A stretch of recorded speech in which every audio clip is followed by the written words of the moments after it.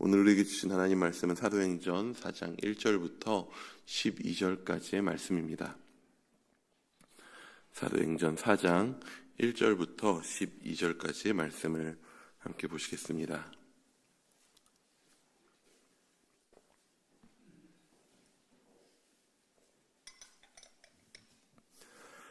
사도행전 4장 1절부터 12절까지의 말씀을 우리 한 절씩 교독하시겠습니다. 사도들이 백성에게 말할 때에 제사장들과 성전 맡은 자와 사두개인들이 이르러 예수 안에 죽은 자의 부활이 있다고 백성을 가르치고 전함을 싫어하여 그들을 잡음에 날이 이미 저물었으므로 이튿날까지 가두었습니다. 죄수가 약 5천이나 되었다. 이튿날 관리들과 장로들과 서기관들이 예루살렘에 모였는데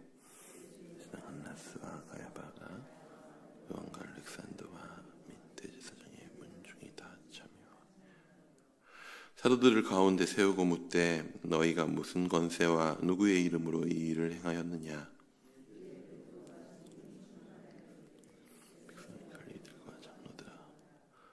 만일 병자에게 행한 착한 일에 대하여 이 사람이 어떻게 구원을 받았느냐고 오늘 우리에게 질문한다면 이스라엘 백성들 알라 너희가 십자가에 못 박고 하나님이 죽은 자 가운데서 살리신 그리스도의 이름으로 이 사람이 건강하게 되어 너희 앞에 섰느니라. 이 예수는 너희 건축자들의 버린 돌로서 집 모퉁이의 머릿돌이 되었느니라. 다른 이로서는 구원을 받을 수 없나니 천하의 사람 중에 구원을 받을 만한 다른 이름을 우리에게 주신 일이 없음이라 하였더라. 아멘. 한 5, 6년 전까지만 해도 고등학교, 중학교에 들어가서 아이들의 진로 지향, 아이들이 희망하는 진로에 대해서 물어보면 반드시 나오던 것들이 공무원이었습니다. 공무원이 꽤 상위권을 차지했었습니다. 거기에는 교사 공무원은 좀 더 많은 인기를 가졌었고요. 하지만 지금은 그 인기가 굉장히 시들해졌습니다. 그렇게 인기 많던 교사 공무원도 일반 공무원도 지금은 인기가 없다 합니다. 왜 그렇습니까? 이제 아이들이 그 직업의 현실들을 보아하니 돈도 없고 힘도 없더라 라고 하는 것입니다. 여러 민원에 시달리고 박봉에 시달리는 직업이더라 라고 아이들이 본 것이죠. 하지만 그럼에도 불구하고 여전히 사람들이 엄청난 열정과 욕심을 가지고 나 꼭 공무원이 되고 싶어 라고 달려들고 싸우기까지 하는 자리가 있습니다. 거의 인생을 걸고 되려고 하는 공무원이 있습니다. 그것이 무엇이냐면 바로 선출직 공무원입니다. 바로 얼마 전에 우리나라에 총선이 있었습니다. 이 나라에서 법을 만드는, 입법을 하는 기관인 국회에 들어가기 위해 300석의 자리를 놓고 많은 사람들이 애쓰고 달렸습니다. 국회의원도 공무원입니다. 그런데 일반 공무원과 국회의원이 뭐가 그렇게 다르기에 이미 힘도 있고 돈도 있다라고 하는 많은 분들이 국회의원이 되려고 그렇게 애를 쓸까요? 왜냐하면 이 국회의원이라고 하는 자리는 민주주의 국가에서 엄청난 권세를 가진 존재이기 때문에 그렇습니다. 왜 그렇습니까? 대한민국은 민주주의 국가입니다. 국가의 주인인 국민의 다수가 지지하여 선택하여 세워지는 것이 바로 선출직 공무원이죠. 국가의 권력이 국민들에게 있고 그렇기 때문에 그 국민 다수에게 선택을 받았다라고 하는 것은 정말 말 그대로 국가 권력을 위임받았다라고 하는 것을 의미하는 것입니다. 국가의 주인의 권세를 힘입은 자들이라는 것이죠. 그래서 그들이 국가의 통치 시스템인 법을 만들 수도 있는 것입니다. 그런데 그런 큰 권세를 맡긴 국회의원이고 그 자리에 오르고 싶어하며 많은 사람들이 탐내는 자리이기도 하지만 그 자리에 대한 여론들의 이미지는 어떠한가라고 했을 때에 우리나라의 많은 사람들의 생각 속에서 일반적으로 말하는 권세, 즉 혹은 권위라고 말하는 것들은 권위는 즉 권위주의라고 하는 말과 동의어처럼 여겨지는 경우가 많습니다. 특히나 젊은 세대일수록 더더욱 그렇죠. 권세와 권위를 가진 자들이 그것을 이용하여 특혜를 누리고 그 권위에 합당한 책임은 지지 않으며 도리어 그 권위를 위임해진 국민 위에 군림하려는 태도를 너무나도 많이 본 것이죠. 그러다 보니까 권세, 권위라고 하는 것 그 자체로서 많은 사람들이 굉장히 불편해하고 악한 것처럼 여기기도 합니다. 그렇다면 권세, 즉 권위는 악한 것일까요?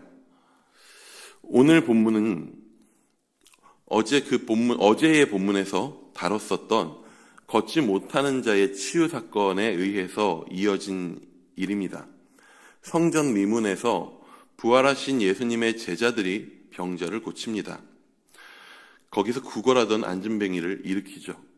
그 일은 바로 얼마 전 예수님이 예루살렘에 계실 때처럼 수많은 사람들을 흥분시켰고 또 그들 가운데 모여들게 했습니다. 이스라엘의 종교 지도자들 입장에서는 이것이 굉장히 불편한 일이었습니다. 특히나 대제사장과 제사장을 중심으로 한 사두개인들에게 있어서는 더더욱 그랬습니다. 그들은 대제사장과 제사장 그리고 사두개인들은 성전이라고 하는 유대교 신앙의 중심을 관리하는 자들이었고 성전과 성전 제도를 유지하고 이어나가기 위해서라면 지금 이스라엘을 정복하고 있는 로마의 권력과도 얼마든지 타협하고 소통하는 사람들이었습니다. 그런 그들에게 있어서 예수님이라고 하는 존재는 너무나도 불편한 존재였습니다. 유대인들의 신앙의 중심에 자기들이 있어야 되는데 그리고 그것을 통해서 엄청난 종교 권력을 그들이 누리고 있었는데 예수님이 그 관심을 모두 뺏어가고 있었기 때문이죠. 그리고 예수님의 메시지와 그를 따르던 수많은 무리는 그 규모 자체로서 로마에게 있어서 굉장히 위협적인 존재가 되고 있었습니다. 그래서 제사장 집단과 사두개인들은 평소에 자기들이 친하지도 않았었던 바리새파 사람들까지 손을 잡고 로마의 권력을 이용해서 예수님을 십자가에 못 박아 죽였죠. 그런데 예수님을 죽인 그 시점으로부터 2달도 채 되지 않은 시점입니다. 지금 예수님을 죽인 지 2달도 안 된 시점에 자기들이 있던 예루살렘, 그것도 성전에 엄청난 사람들이 몰려들고 흥분하고 있는 사태가 다시 벌어지고 있는 것이죠. 그 일 때문에 예수님을 자기들이 잡아서 죽였는데 다시 예수님이 살아계실 때처럼의 그런 일들이 벌어지고 있는 것입니다. 예수라는 자 때문에 느꼈었던 위협이 다시 그들을 불안하게 만듭니다. 그것이 오늘 본문에 갈등이 생겨난 원인입니다. 성전 맡은 자와 사두개인들이 이르러 제자들을 잡아들였습니다. 왜 그렇습니까? 성경은 한마디로 이것에 대해서 그 원인을 이렇게 설명합니다. 우리 2절 말씀입니다. 함께 보시겠습니다. 2절입니다. 시작.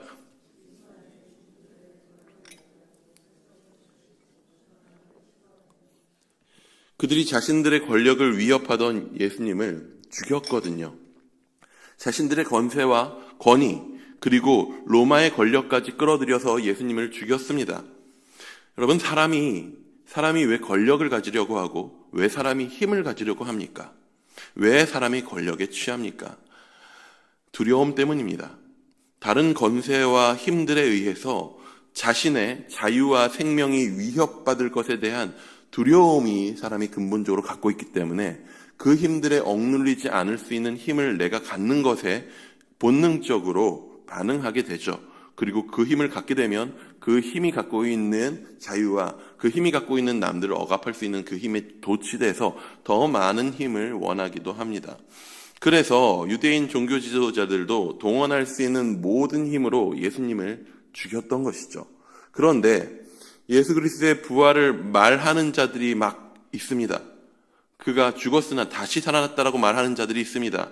심지어는 이전에 자신들이 죽였던 예수께서 살아계시던 때와 같은 일들이, 병자가 낫는 일이, 사람들이 몰려드는 일들이 막 벌어집니다. 성전에서요. 수많은 사람들이 그에 반응하고 엄청난 인파가 몰려서 그들의 가르침을 듣습니다.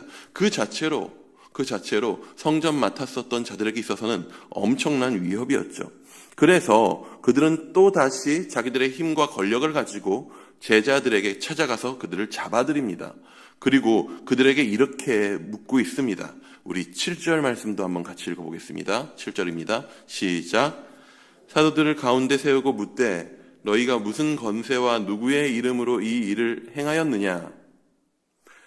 이 말을 좀 더 쉽게 풀어서 그들의 마음을, 이 말을 하고 있는 사두개인들의 마음을, 대제사장들의 마음을 들여다보면 이렇습니다.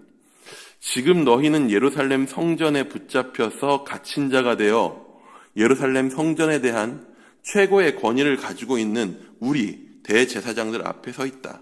우리는 우리의 권세로 너희의 자유와 생명을 마음대로 할 수 있는 권위자들이다. 그런데 너희는 도대체 무슨 권세가 있길래, 무슨 대단한 빽이 있길래 우리 구역에서 사람들을 선동하고 있냐? 라고 물어보는 것입니다. 이들이 생각하고 말하는 이 권세야말로, 자기들이 갖고 있다라고 하는 그 권위야말로 우리가 앞에서 말했었던 불편해하고 있는 바로 그 권세와 권위의 모습이라 할 수 있습니다. 힘으로 누군가를 위협할 수 있고, 힘으로 누군가의 자유를 빼앗으며, 힘으로 누군가를 다치게 하고, 힘으로 누군가를 죽일 수도 있는 능력. 우리는 이러한 권위를 불편해하고 불쾌해하면서 동시에는 또 두려워하기도 하고 어느 순간엔 탐합니다. 오늘 본문 바로 직전에 나온 말씀에는 바로 이 권세가 어떠한 모습으로 나타나는가라고 하는 것에 대한 평가가 분명하게 내려집니다. 우리 바로 앞에, 오늘 4장 바로 앞에 3장 26절의 말씀도 한번 같이 읽어보겠습니다. 3장 26절입니다. 시작. 그 종을 세워 복 주시려고 너희에게 먼저 보내사 너희로 하여금 돌이켜 그 악함을 버리게 하셨느니라. 버리게 하신 그 악함이 무엇입니까? 바로 예수 그리스도를 그들에게 주셨는데, 그 예수 그리스도를 십자가에 못 박혀 죽였었던 그 관원들과 그들을 따랐었던 예루살렘의 백성들의 행동들입니다. 그들이 의지하고 살았었던 누군가를 죽여서 자신의 생명을 담보하려고 하는 그 방식의 삶, 그 악함. 세상의 권세, 세상의 힘, 자기를 위한 권력은 결국 악입니다. 악이 됩니다. 악한 일을 만들어냅니다. 그렇다면 이 악한 권세로 위협하며 오늘 제자들을 위협하고 묻고 있는 대제사장들을 상대로 예수님의 제자들을 대표하고 있는 베드로는 무엇을 말하고 있습니까? 우리 9절 말씀도 한번 같이 읽어보겠습니다. 9절입니다. 시작. 착한 일에 대하여 이 사람이 어떻게 구원을 받았느냐고 오늘 우리에게 질문한다면, 대제사장이 했던 질문은 이 일을, 너희가 지금 그 병자를 살리고 그들 가운데 몰려든 사람들에게 가르쳤었던, 심지어는 그 행동을 지금 우리의 관할 구역인 성전에서 했는데 도대체 너희가 무슨 권세가 있고 무슨 빽이 있길래 그런 짓을 했냐? 너희가 힘 얻어서 그 행동을 하게 만든 그 권세와 이름이 무엇이냐? 라고 대제사장이 물었죠. 이에 대해서 베드로는 대답합니다. 오늘 지금 우리를 통해서 일어났었던 이 착한 일이, 이 선한 일이 어떻게 일어났는지, 이 구원이 어떻게 일어났는지를 궁금해한다면 대답해 주겠다. 세상의 권세는 끝없는 악한 일을 만들어냈습니다. 이것은 단순히 우리가 종교와 대비된 세상의 어떠한 권세뿐만 아니라 종교 권력 또한 마찬가지였습니다. 심지어는 예수님 이후에 기독교의 역사 가운데서도 너무나도 많은 순간 기독교조차도 권력에 의해서 부패하고 종교 지도자들의 권세로 수많은 생명을 앗아가는 일들을 너무나도 많이 자행했습니다. 교황이 자기 권력을 위해서 성지탈환이라고 하는 보기 좋아 보이는 목적으로 십자군이라는 무의미한 희생을 수없이 반복했습니다. 어찌 보면 이 큰 역사적 사실은 이러한 권력 남용의 굉장히 대표적인 예이죠. 하지만 우리는 이런 커다란 일들만을 바라볼 때에 우리는 우리의 일상으로 들어와서 우리를 넘어지게 만드는 악한 권세를 놓치기가 쉽습니다. 교회는 기본적으로 권위와 권세가 존재하는 곳입니다. 당장에 제가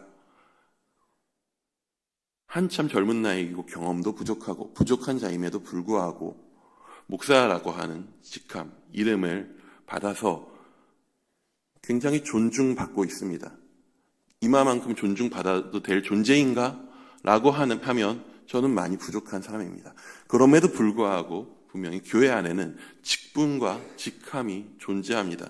우리는 우리에게 주어진 이 권위와 권세를 선한 일을 위해, 착한 일을 위해서 드리고 있는가라고 하는 질문을 끊임없이 되새겨야 합니다.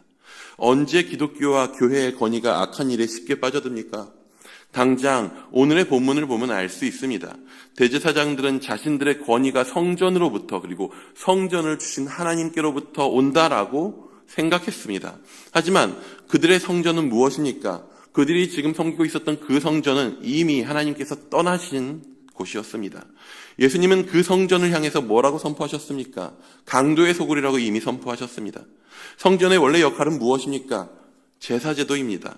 제사제도를 통해서 하나님이 용서하신다는 것을 백성들에게 보이십니다. 하나님이 여전히 사랑하신다는 것을 백성들에게 보이십니다. 하나님께서 이 백성과 함께 하신다라고 하는 사실을 백성에게 보여주어야 합니다. 하지만 이미 그들의 성전은 정말 말 그대로 그들의 것, 그들의 소유가 되었습니다.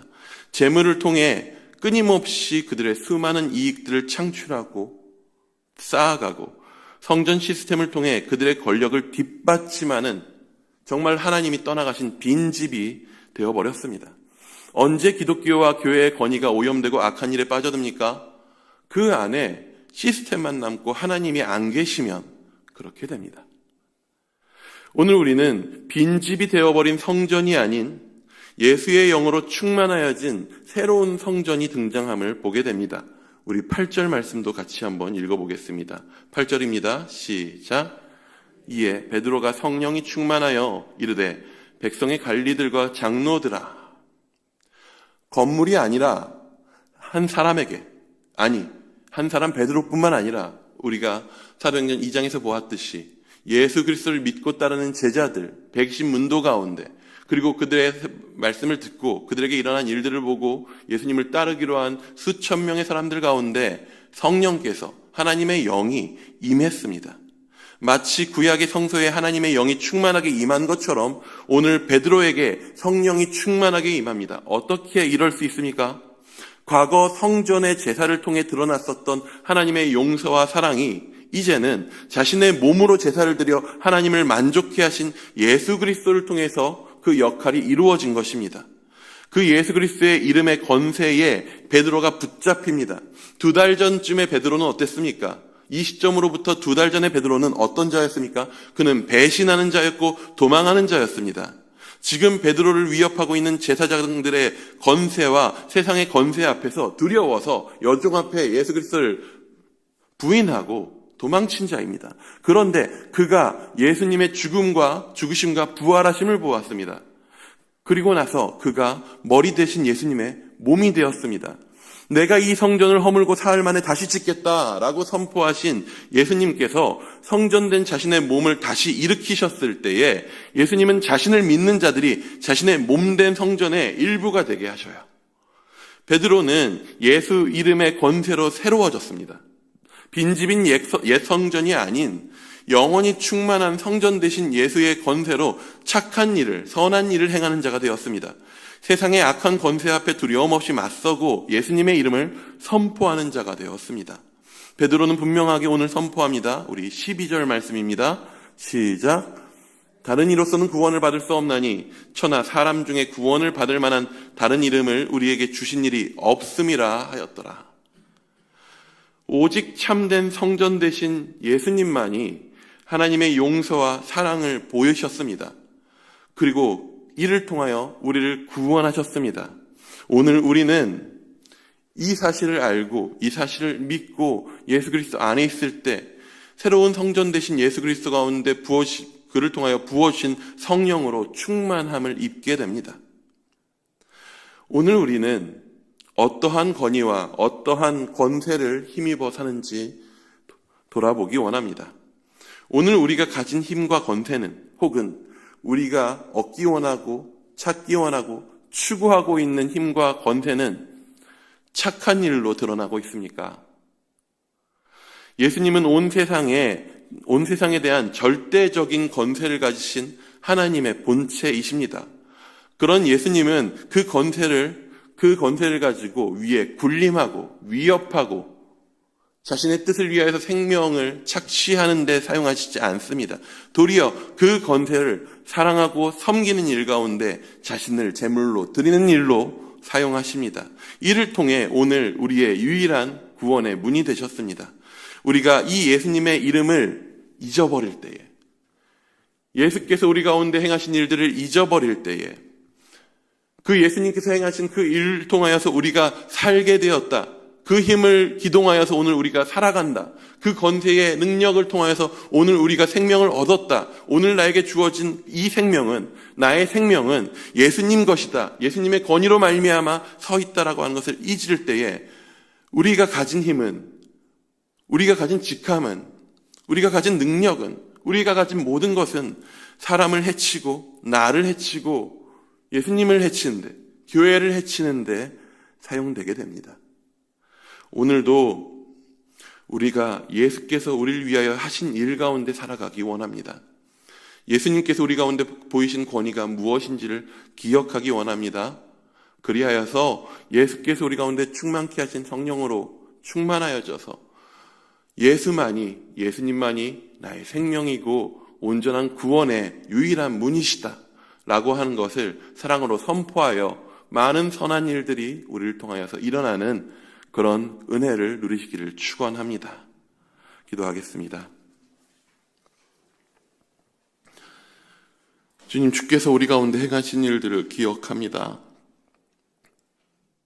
또한 우리가 삶 가운데서 나의 힘이라고 이야기하며 나의 권세, 권위 혹은 권리라고 이야기하면서 행하는 일들을 돌아봅니다.